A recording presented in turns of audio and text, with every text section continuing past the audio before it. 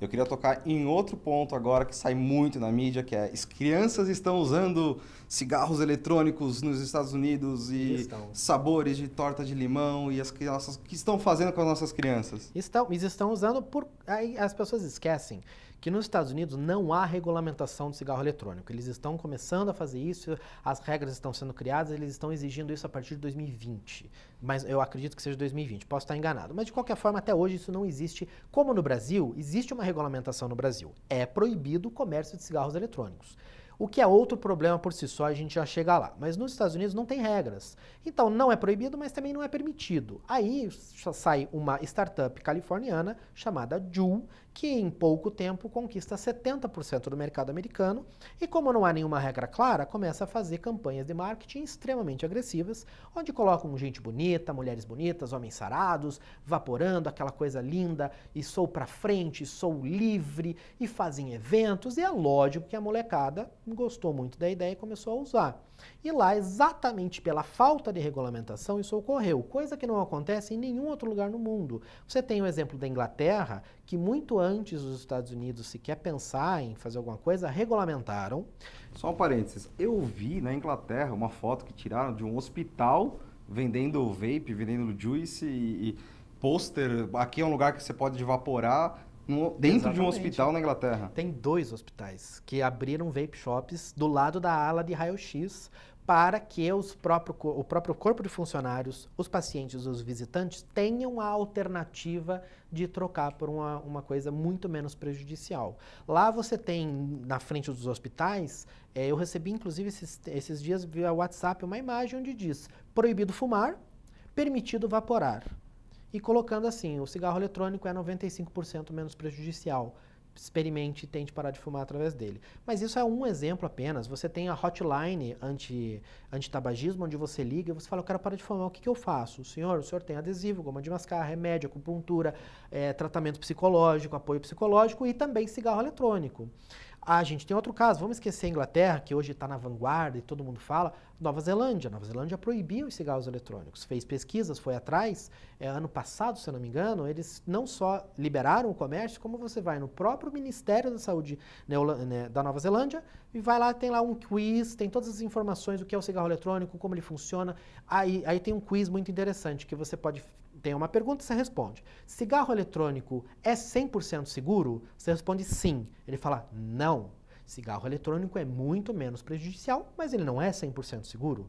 Cigarro eletrônico é muito mais prejudicial do que cigarro convencional. Você responde sim. Ele fala não. Cigarro eletrônico é muito menos prejudicial de acordo com a pesquisa, blá blá blá. Então eles educam as pessoas de uma forma coerente e realista, que é uma coisa muito melhor para quem fuma, mas você não está seguro 100%. Então, se eu pudesse ter um pensamento bruto no caso das crianças, que estudantes dos Estados Unidos que estão usando o vapor em vez do cigarro, elas estão tendo danos, é um problema, é uma polêmica, mas pelo menos elas não estão usando cigarro. O problema é que a gente não consegue separar aquela criança que vai fumar de qualquer jeito, e ela, com certeza, se ela vai fumar, que ela usa o cigarro eletrônico, e aquela que poderia não fumar nada e é por causa do cigarro eletrônico que ela está usando. Esse é o principal problema. Uma coisa que acontece nos Estados Unidos, que não acontece no redor do mundo, como na Inglaterra, que você tem um público adolescente fumante que fumou e usou cigarros eletrônicos de menos de 2%. E aquele que nunca fumou e usa cigarro eletrônico pelo menos uma vez por semana é de 0,2%. Isso acontece por causa das políticas de segurança e de saúde do país. Então, assim, eu concordo que se a gente for muito pragmático, muito realista, se uma criança tem que fumar, que ela use cigarro eletrônico. Mas como é que a gente vai separar uma coisa da outra? Então, eu acho que a gente tem que proibir de qualquer forma a criança para usar isso. Sabe que no Brasil a gente não passou um pouco disso com o narguilé? Puxa, narguilé, eu nunca, assim, eu usei narguilé, Eu já vi muito moleque na rua fumando narguilé e tal. Eu não posso te dizer porque eu não tenho conhecimento de causa do narguilé. Eu acho assim que a proibição no Brasil hoje está dando um problema similar à falta de regulamentação dos Estados Unidos, que ela não adianta mais. Porque hoje você vai no Google, você acha cigarro eletrônico para vender, você compra, você faz um cadastro que não está nem aí com a tua idade, você recebe em casa e você passa a utilizar. E hoje isso acontece, e aqui em São Paulo, lá em Brasília, quando eu fui na audiência da Anvisa, a 200 metros tem lá uma feira que vende cigarro eletrônico. A 200 metros da sede da Anvisa. E é proibido o cigarro eletrônico no Brasil. O comércio. O comércio. Eu vaporar não tem nenhum problema. Você pode ir para os Estados Unidos, comprar, trazer na sua mala e não tem problema. Mas o comércio é proibido. Então o comércio atual é ilegal. Totalmente. É um mercado negro. E isso aí gera situações e oportunidades para pessoas, para vendedores oportunistas, extremamente mau caráteres, vender produto falso, principalmente líquidos falsos, que você não sabe o que um líquido para cigarro eletrônico feito com regras que estão passando pelo crivo da FDA, fazem com 30 anos, porque nós não chegamos nesses 30 anos, como que a gente vai imaginar o que faz um líquido feito na China, que sabe lá Deus qual foi o controle de qualidade, numa pessoa que está usando isso a longo prazo? Então, e esses vendedores oportunistas fazem a venda desse produto. Então, o vapor aqui em São Paulo, ele tem um problema de saber em quem confiar, talvez. Ele Com vai certeza. comprar online, loja Mas física. Aí, a gente tem aquela questão, a gente tem muita gente bacana, empreendedor que é um vapor, que parou de fumar, que teve a vida salva pelo cigarro eletrônico e que quer investir nesse negócio e está fazendo as coisas certas, comprando os produtos de uma fonte com credibilidade, sabendo que são originais, não vendendo para menor de idade, tentando descobrir se aquilo é uma menor de idade ou não, evitando vender para qualquer pessoa que não se identifique por alguma coisa. E aí essas pessoas também são punidas, porque elas estão fazendo uma coisa certinha, mas elas estão sobre o mesmo crivo de poder sofrer uma batida, de receber uma multa, e são pessoas que querem investir nesse comércio fazendo uma coisa correta e não se aproveitando da falta de informação e superfaturando produto, vendendo produto falso, às vezes entregando um produto que quebra e não dando nenhuma garantia. E o pior, que eu acho que é a venda indiscriminada. Na audiência que eu estive no Rio de Janeiro... Conta mais pra gente sobre Você falou que foi na Anvisa. Como é que foi lá? Uma das pessoas, já fazendo só um link com esse assunto, uma das pessoas era um representante de associação de bares e restaurantes e ele pediu para uma menina de 19 anos que trabalha com ele fazer uma compra online e ele falou assim, não me diga nada, eu só quero que você vá lá, use o meu cartão de crédito e compre um cigarro eletrônico, para ver como é que ela ia se virar, se ia ser fácil, ia ser difícil, ele só pediu para tirar foto de tudo que ela fizesse. Ela foi no Google, ela entrou no site, ela fez um cadastro dizendo que ela nasceu em 2013. 6 anos de idade. Ela não só completou a compra, como ela recebeu o produto. Ele foi entrar em contato no pós-venda, a mãe dessa menina entrou no pós-venda e perguntou, cadê a nota desse produto? Eles responderam com todas as letras, esse produto não tem nota porque ele é proibido, o comércio é proibido pela Anvisa. E ele mostrou todas essas telas, esses prints, para o painel da Anvisa lá, que o deixou todo mundo horrorizado e mostrou que a proibição não adianta mais.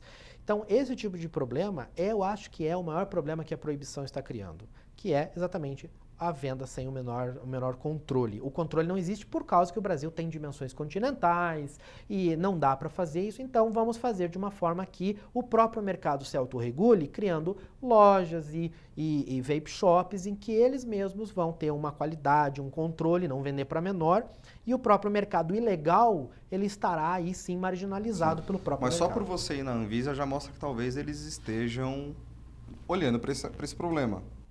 Sim, isso é um bom indício, que em junho a Anvisa fez uma consulta pública dizendo assim, desde 2009, onde eles proibiram o comércio de cigarros eletrônicos, a gente vai finalmente conversar sobre isso para ver se a gente vai mudar ou não a regulamentação. E eles marcaram para dia 8 de agosto uma audiência em Brasília, por pressão principalmente das instituições de saúde que queriam que tivesse uma audiência no Rio de Janeiro, porque é lá onde existem as matrizes da maior parte dessas instituições e lá a pressão deles poderia ser maior. Fizeram as duas. Eu estive nas duas, em 8 de agosto e agora também dia 27 de agosto. Basicamente, a audiência se dividiu em duas partes. De manhã, as partes interessadas tinham 10 minutos para falar e à tarde, todo mundo que quisesse fazer uma manifestação, uma pergunta fazia.